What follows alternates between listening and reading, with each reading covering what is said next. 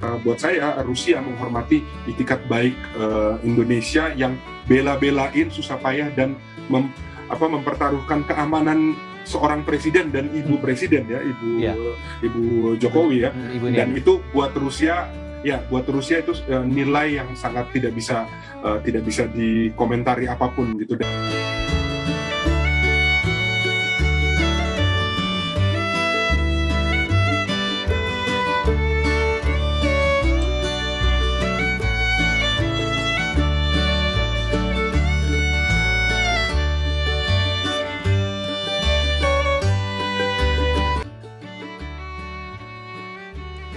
Luar biasa.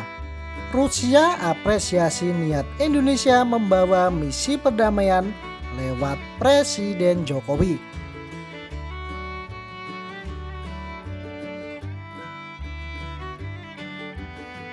Pasti banyak hal yang bisa dicapai dari pertemuan antara Presiden Jokowi dengan Presiden Rusia, Presiden Putin.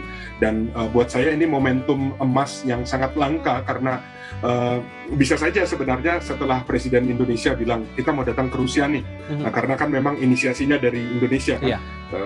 Lalu Presiden Rusia bisa bilang oke, kita sibuk lagi perang, nanti aja datangnya Pak Jokowi, bisa saja kan. Tapi kemudian mereka menghormati, mereka dalam artian buat saya Rusia menghormati itikat baik Indonesia yang bela-belain susah payah dan mempertaruhkan keamanan seorang presiden dan ibu presiden ya, ibu Jokowi ya. Dan itu buat Rusia itu nilai yang sangat tidak bisa dikomentari apapun gitu. Dan buat saya dan semua pengamat membahas soal itu. Jadi itulah yang kekuatan yang dimiliki oleh Indonesia lewat Presiden Jokowi, bahwa Indonesia bela-belain meskipun tahu kemungkinannya kecil sekali untuk perdamaian saat ini ya. Kita tidak bicara kemudian, tapi kecil kemungkinan, tetapi niat baik ini yang dihargai oleh Rusia.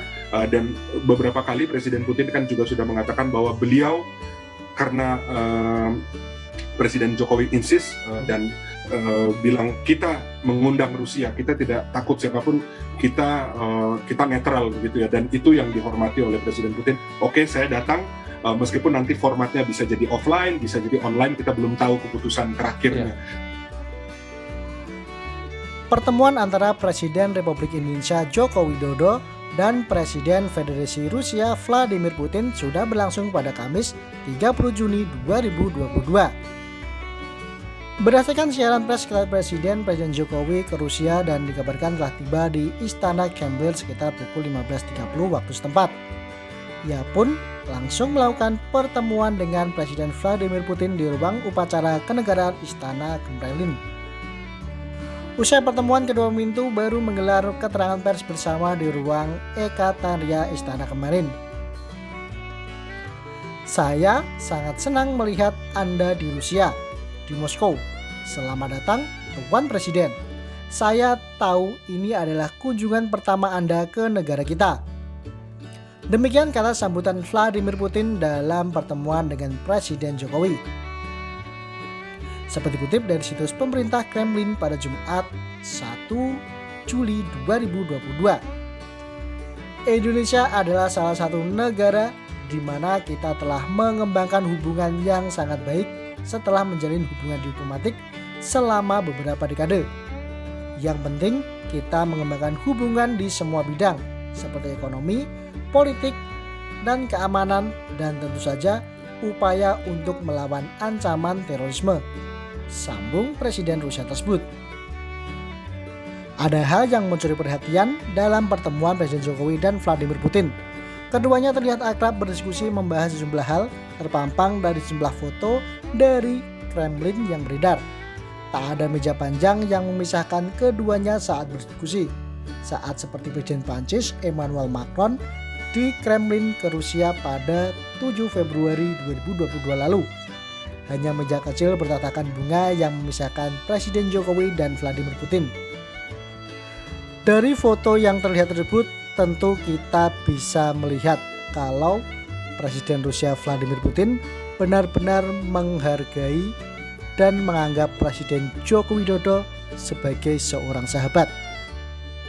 dan mereka pun terlihat begitu akrab berdiskusi dalam membahas sejumlah hal.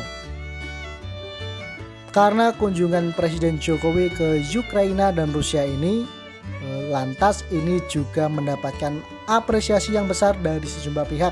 Salah satunya Rektor Universitas Paramadina yang menyanjung Presiden Jokowi.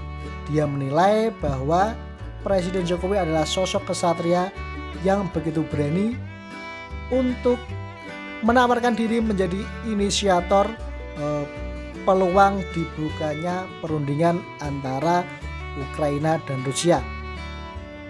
Ia menilai misi perdamaian yang dilakukan oleh Presiden Jokowi ke Ukraina dan Rusia itu dinilai sebagai harapan dan langkah agar bumi lebih damai dan jauh dari perang. Upaya perdamaian ini patut diacungi jempol dan tidak boleh berhenti melainkan nanti dilanjutkan oleh menteri-menteri di bawahnya. Di sisi lain, dia menyebut setelah hampir 8 tahun Presiden Jokowi enggan datang ke forum-forum internasional dengan misi perdamaiannya ke Ukraina dan Rusia ini dinilai sebagai saat yang tepat untuk memerankan politik bebas aktif seperti dia menekankan oleh Undang-Undang Dasar 1945. Hal ini juga dinilai membuat citra dan kesan bahwa Jokowi inward looking mulai pupus karena sering tidak hadir dalam pertemuan-pertemuan internasional. Namun, sekali berperan dalam misi perdamaian ini, maka sekarang sudah memainkan peran yang strategis bagi dunia. Peran ini juga sangat penting bagi Indonesia karena ini merupakan amanat Undang-Undang Dasar 1945. Didik bahkan menyebut langkah Jokowi itu sebagai permulaan yang sangat baik dan cukup mengejutkan. Pasalnya langkah yang diambil Presiden Jokowi itu memiliki risiko berbahaya dan tidak kecil, apalagi berangkat bersama ibu negara Iriana Jokowi. Nah, bagaimana tanggapan Anda? Silahkan tuliskan opinimu di kolom komentar yang tersedia.